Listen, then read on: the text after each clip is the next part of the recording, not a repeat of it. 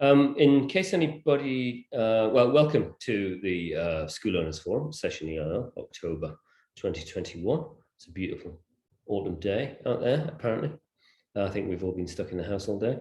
For anybody who missed Masaki's presentation just before this one, Masaki's worked with Gabba and my gym for best part of 20 years in this industry, high level of management, so has a lot of insight into how Japanese companies are run, and I think he has a lot that he can share with us. For those of you that don't know me, my name's Simon Moran. I own Modern English. We have 10 schools, franchises, and affiliates. I own one of those. We provide services to mainly independent one-person teacher owner operator schools to run their schools. Perhaps Colin just introduced himself. He's an interloper from EBJ. Perhaps everybody could just very, very briefly introduce themselves and the business that they run. David, why don't you go? I'll do. Hi, I'm David Chuto, and I have an English school in Machida in Tokyo called Juto's English School. And we've been in business for 15 years, and we teach mostly kids and up to junior high. Thank you. Adam? Hello, I'm Adam. I own English Access and EA Kids. We're a couple of schools in Hyogo, one in Kobe and one in Kawanishi. Now we have mainly kids, but we were primarily an adult school in the past. We also publish our own materials, graded readers and courses, holistic type kids courses. Most of our courses are longer. We have courses that are 3 hours, 4 hours, 8 hours for young learners. We do a lot of CLIL and that sort of thing. Okay, thanks. Yoji? Okay, hi. Yeah, I just started doing Eikaiwa last year. So I'm just looking for just insight into the industry. Prior to getting into this business, I worked at a private elementary school in Kyushu. And so I have about 8 years experience teaching in the elementary school, private elementary school. And then prior to that, 5 years as an ALT. So I'm brand new to the industry, so I'm just looking for some. But you've just started your own school? Well, yeah, just last year. Right. Yeah. So just starting to get more and more students. But yeah, so I'm looking for more useful information. Okay. So thank you. Great, thanks. And Kevin. Sorry, I was out of the room. I guess we're doing little introductions here. Yeah, quick self-intro, please. Yeah. Okay. My name is Kevin Cosma. I'm a Canadian, and I'm in Takamatsu, where David used to live. Hey, David. And I've been running my Eikaiwa with my wonderful Japanese wife, who's sitting off camera since 1997. It's been a long time. We teach all ages from babies up to, wow, I think octogenarians. So yeah, love my job. Okay, great. Masaki, maybe I start this by asking a question. What for Yoji, who's kind of new to running his own school, what do you think are the first 1 or 2 things that he should be thinking about when starting out a new school venture? Yeah, that's a difficult question, but yeah, I need to know like more about like his schools and but I don't know. How about market differentiation and pricing? Oh, where are you? Where is your school? Well, it's not officially a school yet, but I'm here in Beppu, Oita-ken. Yeah, all the way down here. So I haven't officially made it a business yet, right? Because I'm doing mostly because of the timing. COVID and when I stopped working as a teacher at the school, I've been working mostly at local kominkans and online Right. to get more publicity and also just to get the word out about what I'm doing, and then online Mm. for now. But I definitely I want to make my own school in the city here. What is it that motivates you to want to do your own school? Oh, well, number one, I love teaching, but I also the need for communication is there is a need there, and even adults cannot communicate in English in basic. I mean, besides introductions, like they kind of just freeze after that. It's like they have a script, and then after that, they can't communicate. And so my philosophy is I want to help them communicate in everyday English. And obviously everyone's needs are different, but I want to help them communicate in English, bottom line. And the need is definitely there. Right. So, and I definitely I definitely want to get away from the education system, that I want to separate. I'm definitely separating myself from the education system, the English curriculum. So, but yeah, definitely love teaching. I love working with people. And the need is there to help them get the tool to communicate. Right. And that's what I want to help them do. Have you done any market research on the areas that you're thinking about opening? In terms of the areas or the competition, are you? Yeah, those things. Yeah. Yeah, I have. I mean, there is most of the competition in the area, aside from like the big chains like Nova and Peppy Kids. The most of the owners, it seems like most of them are Japanese. So there is one other school that has a foreign owner, but otherwise it looks like most of them are Japanese people who are teaching English in the area. So I'm definitely looking for like an area where elementary schools or hospitals, like that area. I'm looking for an area that's close to elementary schools. Right. Yeah. It's a good idea to look at the population of Right. the elementary schools, and you can do this online. The local government websites have a lot. Yeah, I have the Excel spreadsheet. Yeah. I downloaded that, so I So have you the. get an idea of whether the population's going up or down or staying stable. It's probably going down. Right. So it's just something to be aware of if you're thinking long term to be teaching, focusing on elementary school kids. I think differentiation. Sorry, I'm dominating here, but I think differentiation is always key. And both David and Adam do something a bit different to what we could call standard private language schools or eikaiwa. So David, could you talk just very briefly about what you do with your elementary kids, and could you start with your fees and your class sizes? Just real quick. I'm sorry. Just clarify differentiation between the school and the competition. Is that what you're saying? Between you and the competition. Yeah. Okay. Right. All right. Thanks. David, are you there?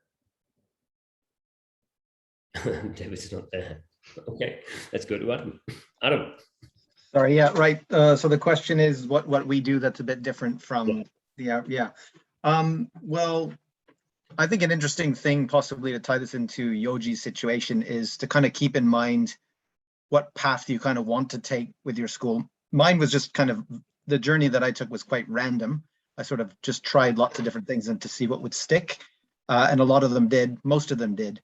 Mm-hmm. So we ended up with a school that's quite varied in a sense and quite big, actually. We have 15 teachers and about 700 students doing lots of different types of programs. And I'm not 100% sure that it is for everyone to kind of differentiate the way we did, because it's quite a difficult job to manage. But yeah, we have a Gakudo, an after-school program, which is quite popular. That's sold out really quickly. We do 3-hour classes on Saturdays for young learners. preschoolers and elementary school students. And most of our students, we do offer just 1 hour a week classes as well, but we have a load of different types. We've got grammar classes, phonics, story-based classes, CLIL. So a lot of students will come and take 2 to 3 lessons a week. Now that's something that's quite difficult to do when you're just yourself at the start. But it can be interesting to think about the fact that if you add on these different programs, you're actually going to be attracting very different groups of students. You won't be sort of competing with yourself, but like the students that want to go to Gakudo and be in an English environment 8 hours a week are very different from the students that want to come for just an hour a week. So that's kind of, I mean, I don't know if that answers the question, but that's my contribution. It answers the question about what you do. So thank you for that. Okay, David, are you there or not? No, David's not there. I'll give you a brief idea of what David does. I think David's spaced out by the look of it. Oh, very good. David's school in Machida, he has, for his elementary kids classes, he has a class size of 12. They charge 10,000 yen a month, and they don't use textbooks. He basically takes a portfolio approach to teaching English, which I really like. I'm desperate to get down there and observe, but COVID has sort of kept me away.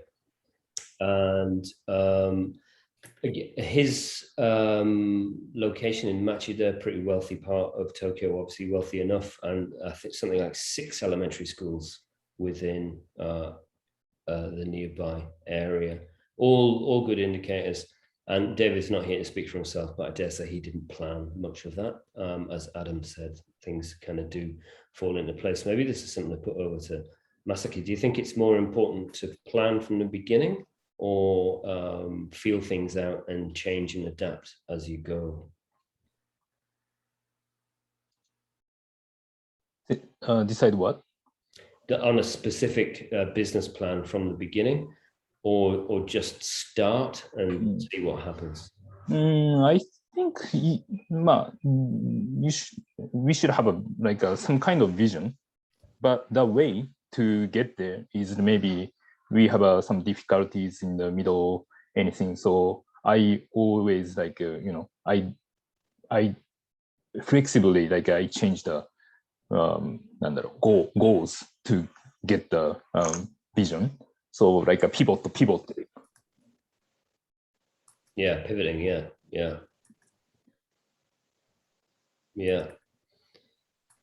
I don't know if Yoji has a, would you say that you have a vision? You said help people with communication. But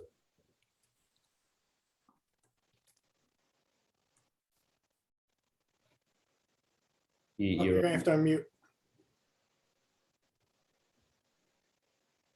Okay, can you hear me? Yep. Now we can hear you. Okay. My vision is I want them to be able to create a school where they'll be able to basically have separate rooms. So basically like a library, for example, have stations where they can practice on their own.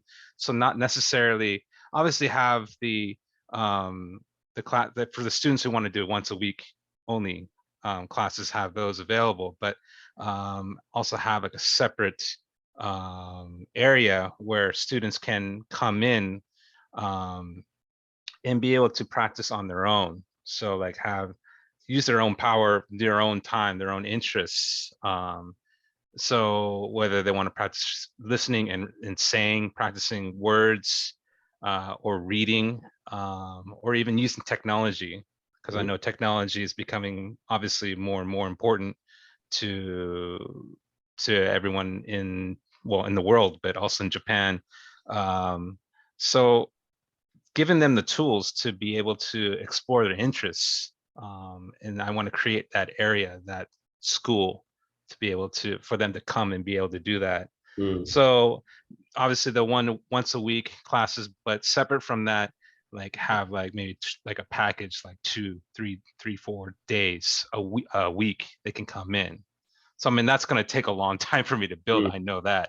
But that's the vision that I have, like the end vision that I have. Station rotation, right? Right. Yeah. And the flip learning. Yeah, so letting them, instead of me providing them, like me telling them, it's like, okay, they can do it using the tools, that resource that I have at the school, and let them explore their interests.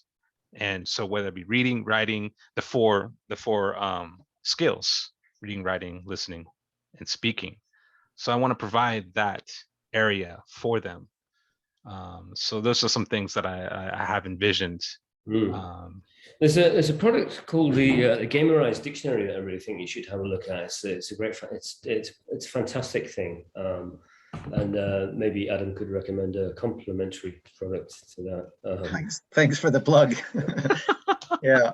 No, I love what you're describing there, and that's very similar to the vision that we kind of gravitated to after probably, 7 or 8 years of running our school. And that I never really liked an hour a week of English. I always thought that was kind of disappointing, and that kids weren't really getting where they could get. Mm-hmm. And this is a really interesting thing that you could kind of think of. So we had our classes that were once a week, 45 minutes, and I wasn't happy with it at all. I was doing a Delta, and I went to Vietnam to do the CELT YL, which is a kids teaching course, which no longer exists, a Cambridge qualification. And when I was there, they had the kids that I was teaching all spoke English really well. And I was like, what's wrong with Japan? What's going on here? Why can't Japanese kids communicate unless they've gone to international school? And there were a couple things. And one of the things was that the students there generally were in class for, like 4 hours a week or more. And they did a lot more kind of content-based learning as well. They weren't doing just kind of like drilling language. There was no flashcard games or that kind of things. It was more holistic. So then I came back and I said, okay, this is great. This is what we're going to do. I surveyed all of our students. We probably had about 200-300 at the time. And we said, okay, we want to make 3-hour classes. Who wants to join? And it was unanimous no. Every single parent that answered that survey said that they were not interested in doing these longer classes. They said the main reason was, we don't think our kids can pay attention for that long, which is silly. But anyways, I said, I don't care. I'm going to do it. I opened one Saturday class for 3 hours, and that sold out with a waiting list almost immediately. And we ended up, now we've got 8 or 10 of these big, long Saturday classes. Saturday and Sunday, there's 10. And yeah, they tend to be full. And the great thing is that they didn't compete. It wasn't students from the 45-minute classes joining those. It was a completely different segment. So yeah, I think you should, if you try to do something like you're saying, and it does hit with a certain segment, it'll fill up. You'll know right away whether that's going to succeed. And from a business point of view, what are the class sizes and the fee structures for those classes? Yeah, we've gradually raised them because we've had a waiting list at times. So they are 10 students for one teacher. And we charge 16,000 yen for once a week. Right, of 3 hours. Yeah. Right. And then in our Gakudo is also similar. We're up to 16 students per class, but we also have a teacher's assistant, and they also ship off and they take different classes. It's kind of, the Gakudo is kind of like a homeroom, and the kids will kind of go up to different classes that are on the schedule as well. Yeah, good. I think that's one thing, Yoji, that is worth noting. Adam said he'd put his prices up, and it's great to be able to put your prices up, have the confidence you can put your prices up, but it's really worth spending time thinking about your pricing and not setting it too low. Often people will look around and see what the competition's charging and charge something similar or lower because they don't have the confidence. And people will pay money if they think they're getting more value than the financial price that they're paying. And people will pay. I'm not talking about charging people a lot of money. I'm talking about charging a reasonable price for the owner and for the parents. Masaki, do you have any thoughts on pricing? I'm sorry, not pricing, but I thought like Yoji's the vision was really good, but that's a school type, right? but now you are doing online lessons. If you このなんだろう switching to offline lessons, the actually market and how to fight, like how to compete is totally different. Yeah, So imagine. if you have a plan to open your school, maybe, you know, online lesson is okay, but maybe I would recommend you to work on the things to collect people in your area. Recruiting? Actually, like, 例えば for example, like you physically go teach somewhere. Then if you open the school, maybe you can bring those students to your lessons. But if you only do online lessons, maybe they are not living physically, they can't come to your school, right? Yeah, I'm also doing lessons at community colleges, that's community good. colleges, like community centers, 公民館. That's good. So- So yeah, I think those type of activities are very important when you open a school. And also maybe in なんだっけ、大分、what's the name of the city? 別府、別府。そう、別府は多分、there is a university like APU. right? Yeah, そういう yeah. ふうに students are coming from, they need English, right? So Right. maybe those segments are key too, I think. So basically what you're saying is making myself more present, physically present, but also physically being in the community. Is that what you're saying? If you open a school, maybe 大体そうだな、bicycle で15 to 20 minutes is gonna be your market area. Like 80% to 90% will be coming from that 15 minutes. That radius diameter. Yeah. Okay. So that's why like if you only work on things like outside of your area, maybe it's gonna be hard to get the community. So yeah, something physically like doing in the that area will be helpful for your business. So people, okay, thank you. Mhm. Okay. Sorry, I had to step out, but I've been kind of listening. One of the things you mentioned, you worked at an elementary school in the same area. Yes. Yeah, so I did as well. And although both of them, for the first couple of years, well, actually for the first number of years, both of them I did together, but I leveraged the fact that I worked at this prestigious private school in the neighborhood, and that went on my signboard. But I was currently teaching there, right, at the same time. But if it, even historically, if you were there for 8 years, that's a big chunk of time. That means you know the inside out of that English program. And if people in the area kind of admire that, or they think, I heard that's a good program over at that school, you can leverage that for your own school because you taught there for 8 years. So you have some expertise that, you know, other kids in the community might have access to. That's how I worked it a little bit. So that might help. Yeah, absolutely. Yeah. I'd just like to demonstrate something to illustrate Masaki's point, if I may. Also illustrates a bit of the change in the market. I'm going to share my screen and show you. We have a school management software thing that we built, which does lots of stuff. And part of that is CRM. And we can basically map. Can everybody see that? Yep. We map where our students are. Now, these are all the students from the Korean school. Now, you can see that people are quite far away in some parts. Some people have traveled or come to us after work. There's a university hospital near the school, and some doctors would commute and come afterwards. Other people have moved, which is why they're on this map. But the thing that really I want to show you is, if you look over here to the left, it shows active break, closed inquiry, free trial, and waiting. So closed, these are our ex-students. And if I take them off the map, you can see that now, these days, our students come from a much, much smaller area. And Masaki is probably exactly right that they are cycling from in this very, very small area in here.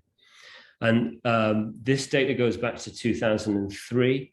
And at that time, it was kind of the boom years for eikaiwa, particularly for adults. And we did get people traveling quite a distance. There was also less competition locally. There are 3 schools that I know of that have opened up with it. If I go back and put those closed students on, there are schools that have opened over here and over here. So that's definitely taken people away from us.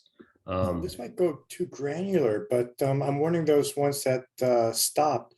Are those more adults? Yeah, or absolutely. kids? Yeah, absolutely, they are. Yeah, Because absolutely. I'm thinking that it's probably like for the working people, just a migration to online lessons, which you can do more better with than with the kids. It was even before migration to online. It was just a kind of decline in the adult in-person market, which is basically mapped from Nova. So I'll stop that share. Simon, Yeah. how, if you took a radius around there with the green, most recent, how far out would you think that that's reaching?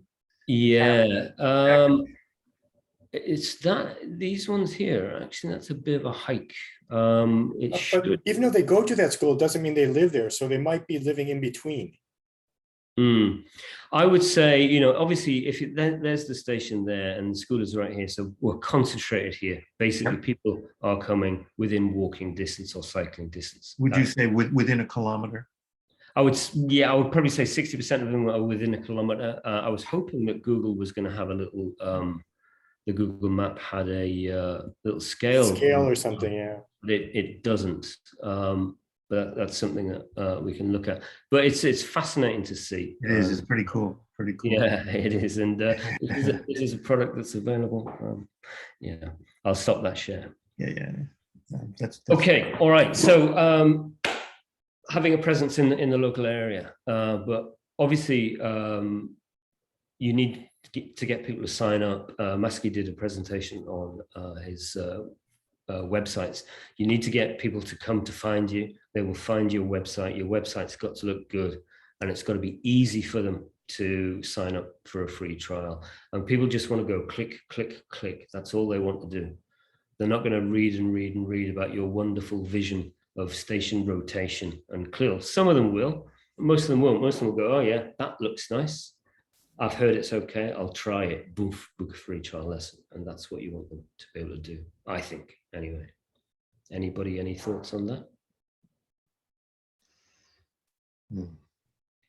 Yeah, I'm not so sure because reading about the philosophy and all that, because this is just my experience.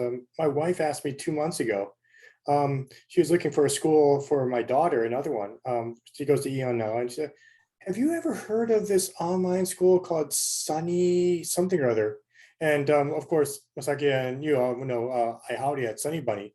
And she just saw online these great reviews for it. Like, I told my wife, yeah, I've heard of her.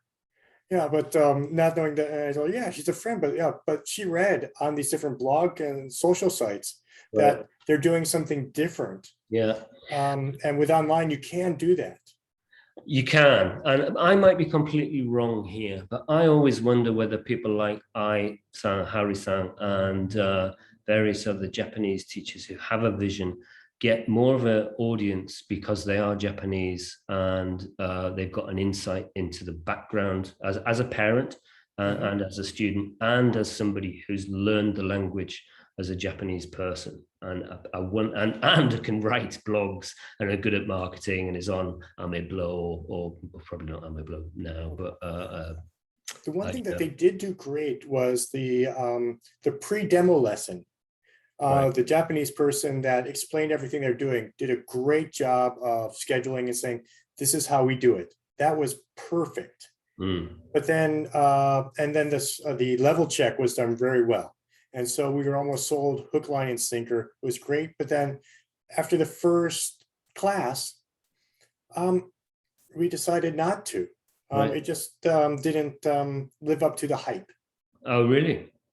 Yeah, so that's something that I'm not going to say with everybody here, but I'll give you go in depth more later. But it was just a regular lesson, that online lesson that is the same for every other school. And yeah, there's a few things that as a native speaker, because they employ more highly fluent non-native speakers that I just took wrong. I love not in that way. She's great. She has a vision. She's going to succeed. But yeah, there did some things that were not as good as what I would say from some of the chains or other independent schools. Right. But no, she does have the vision, and that's infectious. Yeah. And you know, you can't please all the people all the time. Yeah. And you can never please me. How are you getting on with those readers I sold you? Oh, sorry, you mean these? Yeah. I'm barely through them. Yeah, I can read them pretty well. Good. You picked up some new long words in there, like. Yeah. No, it's good. It's a good supplemental material. Yeah, good. Okay. Anybody want to raise any points? We've got Masaki here. He's a high management level expert of 20 years. Let's not waste this time. Let's pick his brains. I do have a bit. I know we don't want to get too much into the marketing thing, but in terms of like changes in the industry, and perhaps this was covered a bit in Masaki's presentation before, which I unfortunately wasn't able to attend. But I've come from the generation that did really well with handing out flyers by hand. I mean, this was I know that you did as well, Simon. I mean, this just brought in demo lessons like nothing else. And we've done a whole bunch of different things, and it's my opinion that it's kind of like a bunch of different things that create that feeling of hype. You get the flyer, you see the online ad, you see the sign, you hear it from somebody else, and then that's just really convincing. But we're kind of, with COVID, we lost flyering, and digital marketing has also destroyed the coupon magazines that we used. So we're really trying to up our game. Our website is terrible, actually. We make every mistake in the book. It's just really awful. So we're trying to improve this. The client here for you. Yeah, I'd like to hear again about that. I mean, we're really trying to revamp our website, and we're starting to experiment with Google Ads and stuff like that to kind of transition it. But yeah, I don't know, because things are changing kind of, especially in the last couple of years. What do we think? What are the important things to keep in mind when kind of revamping our marketing or going a little bit more digital? My experience mirrors yours completely. Flyers historically were our biggest, word of mouth obviously, but flyers, paid for advertising flyers were our biggest sources of new leads forever until they stopped. Now it's not all digital, but 70% of our new leads are online. Our website isn't very good either, but we have a very good Google Ads man who unfortunately isn't taking on any new clients. We have about a 500 yen daily budget for Google Ads, and that's generating a lot of traffic. So that's really good. Masaki, what are your thoughts? Even like as I talked in the presentation, like I would not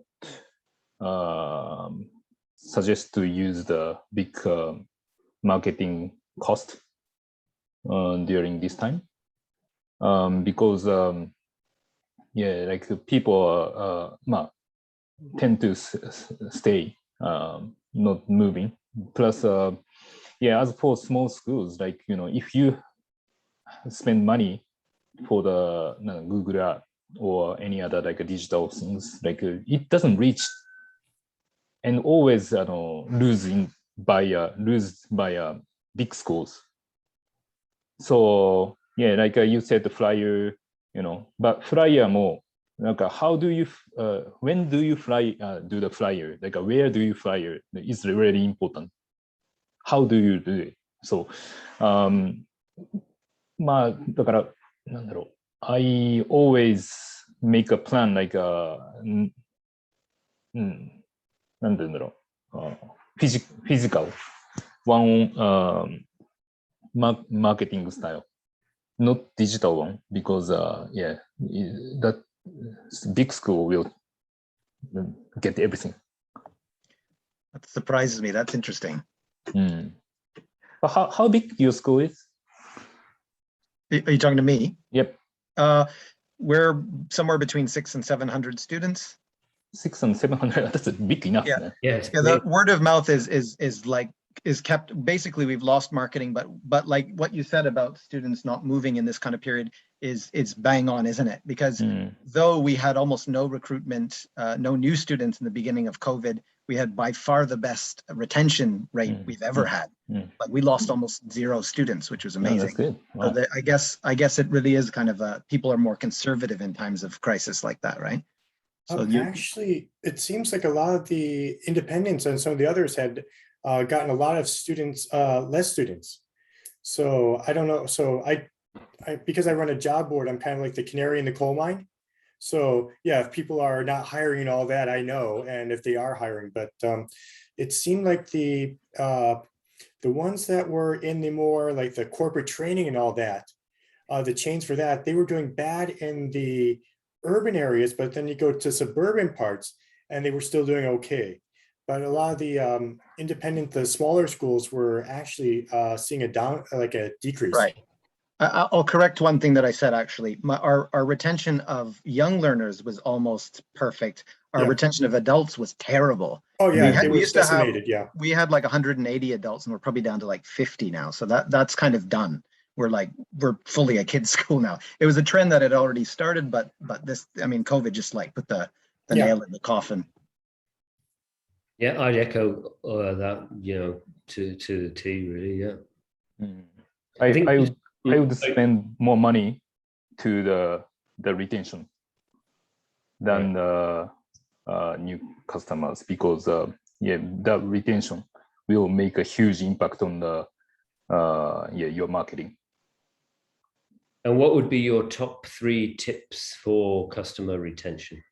やっぱ customer retention, like a voice, real voice needs to be get, So once a year, like twice a year, I will always like made a surveys. Then I get graph, how do you say, like a graphical information, like about their where they knew about us. What do you like about the lesson? What facility, like everything. Then from that words, like we make actions every time. So continuously improving the services. Then I didn't spend money for the good advertisement, but I spend lots of money for the better service. Of course, teachers the same too. That was the key to improve, like maybe my business, especially for young children's business. Because mama got, that's the key, right? May I ask a question? Please. Yeah. Kevin, go ahead. Yeah. What are some examples of how you provided better service? Example? Yeah.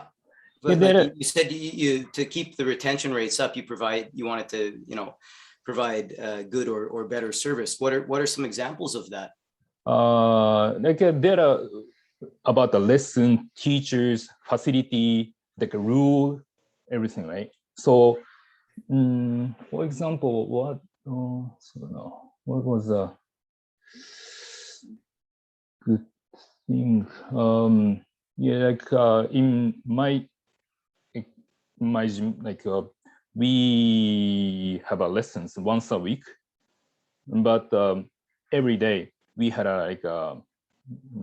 we made a free time, like a free time to play. You can come anytime.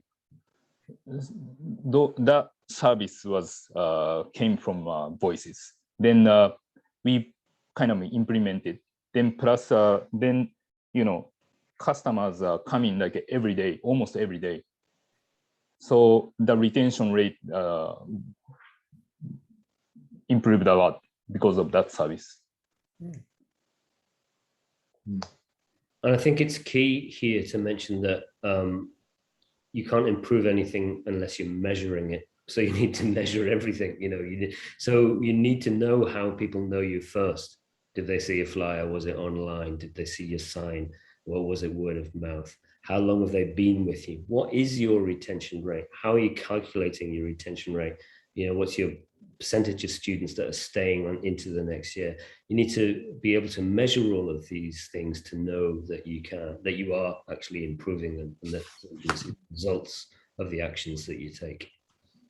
One thing, if I could, because I go to a lot of schools, obviously because I'm selling job ads and all this, but one thing I've seen is the interior for a lot of schools need a lot of work. So if the chain schools look very pristine and just beautiful and all this, but a lot of the independent schools, my editor, my blog editor went to one of the schools to take some photos for a school that wants to sell itself.